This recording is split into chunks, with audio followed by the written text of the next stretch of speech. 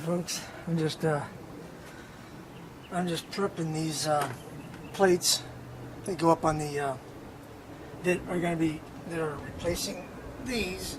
I had these lights up on the front over the windshield, and so I took them off. These are the flashers for the bus, so took them off, and I'm replacing with just a regular old plate, just a blank plate. But I'm putting a seal on it before I do that, so no water gets in. It's a neoprene seal. Pretty good seal, pretty expensive seal actually. I bought the seal for the rub rails when I put them back on. Still haven't gotten those back on yet, and the reason why is I'm going through several different ideas on how to secure them back on the bus, because the holes are enormous. I think 5/16, and locking, rivet nuts, nut rivets.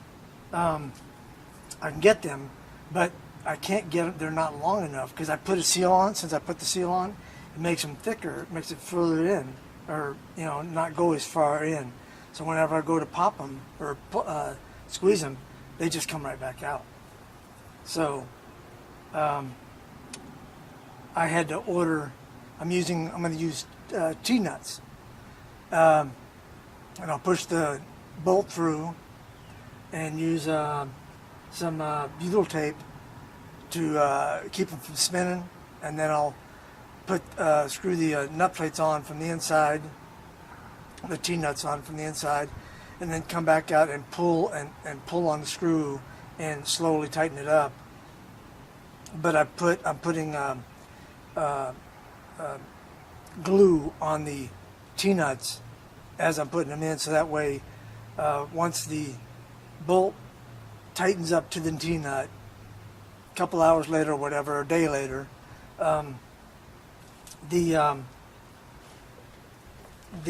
it'll be sealed or glued to the inside wall of the bus. I can unscrew the screw and put the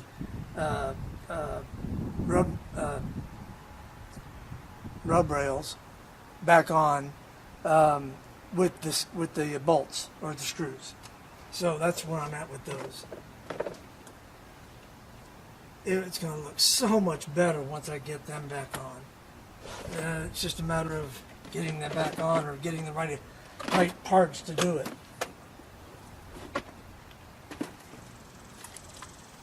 Alright, I'm looking for my X-Acto knife right now that I just might use. Oh, I know where it's at. I think it's inside here. Inside the box, maybe.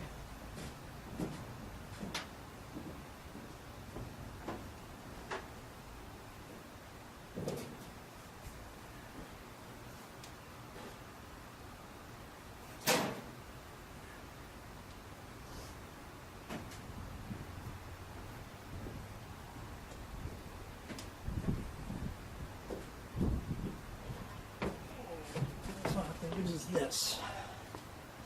I'll have to use this. So I can't find my X-Acto knife right now. Alright, so let's see. Make it just a hair long.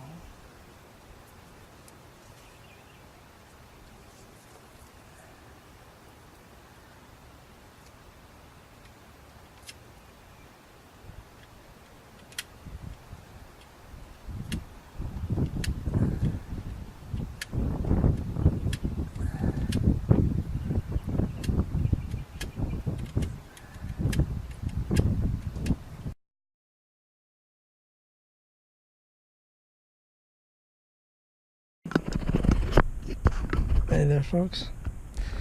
Just want to show you. I'm out at the bus, or my bus, and I just wanted to show you what I'm looking at doing. What I'm getting ready to do in hopefully the next couple of days or so. All right. See this grill here? Hopefully the sun's not messing it up. But like right here, all right, this area, I'm gonna take it loose from the rest of the hood. Right back here, right here on the other side of this, it's just basically, this is not a seam. It looks like a seam, but it's not a seam. On the back side of this thing is rounded, plastic rounded, which makes this look like a seam. And I'm gonna go back in there somehow. You have to see this. All right, so get in here, and so what I was pointing at is this thing right here. That is that seam, what it looks like a seam in the front is that thing. And what I'm going to do is I'm going to come in and I'm going to cut the top right here at the top of the seam, right here at the top of this curve, all the way around. And then I'm going to pop it out. And what I'm going to do is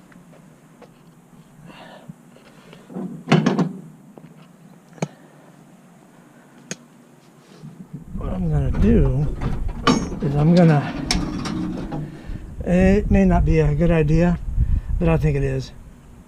So I'm going to put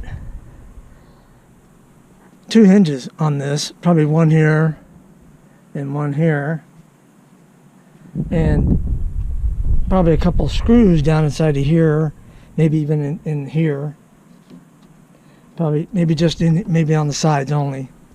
Haven't decided yet, but I'm going to get to the point where I can just lift that grill up out of the way so that I can work on things inside there.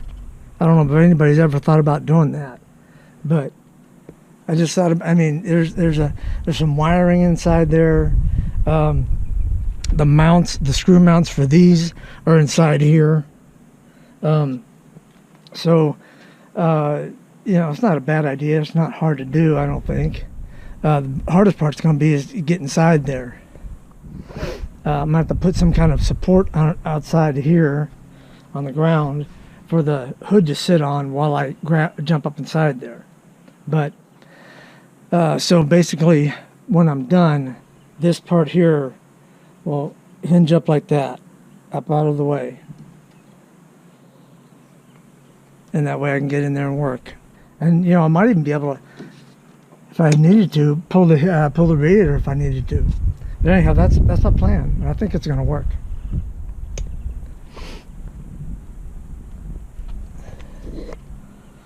All right, and I did some work here in here today.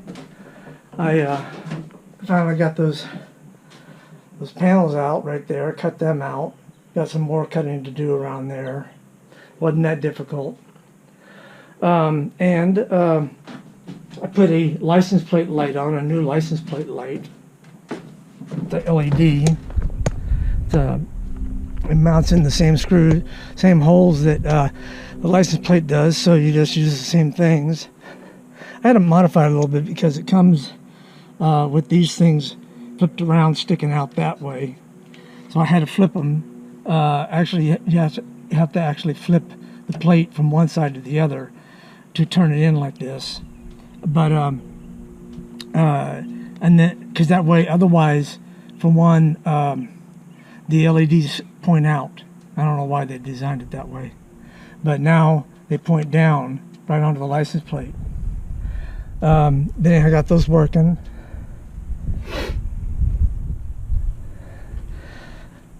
And then tomorrow, I got to work on something tonight. But let's see if I can see. If you'll be able to see that plate right there. Right, I have night vision, wireless, and wired cameras. IP cameras, and I'm gonna mount 2 of them, one there and one over here, and it's gonna point down towards down towards the road, but not completely at the road. It's gonna be to the point where if there's a car approaching or it's going to give me the ability to see if there's a car too close to the side of the bus, to the back of the bus, for me to switch lanes. So this is going to be on both sides. I mean, I got the mirrors, but the mirrors can't tell you where they are in relation to the front, to the back of the bus. You know, so when you're driving along, they might only be 2 feet behind the bus, and if you don't have a camera back there to see, you might start pulling over, and you're gonna hear a horn.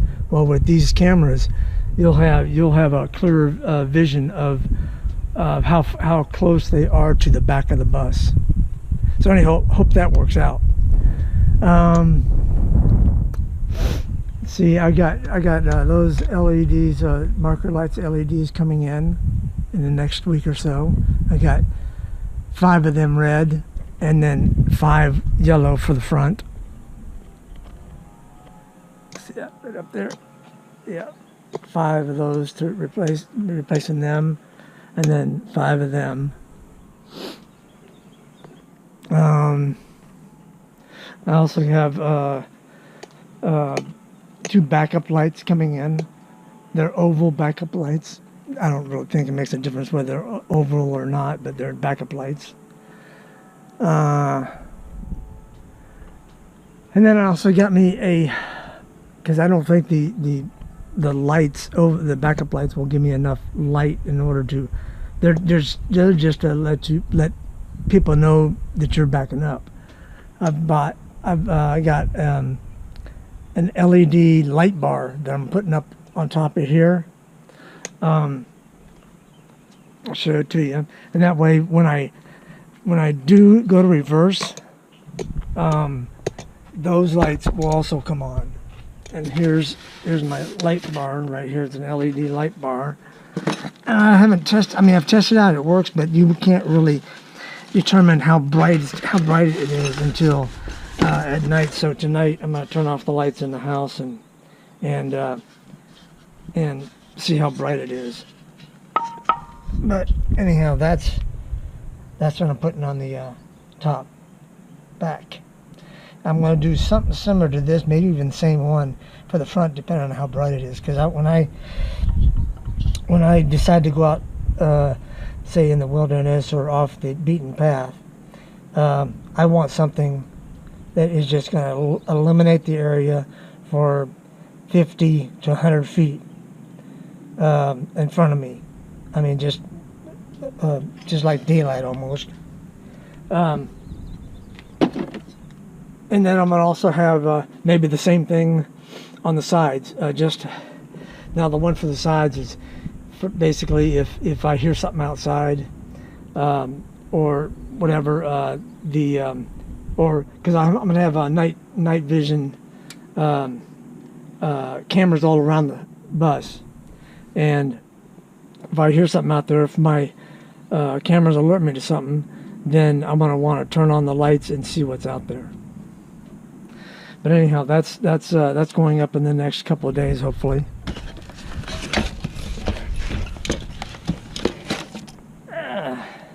Well, that's all I got for you right now. Maybe I might have something for you later, but for now, that's it.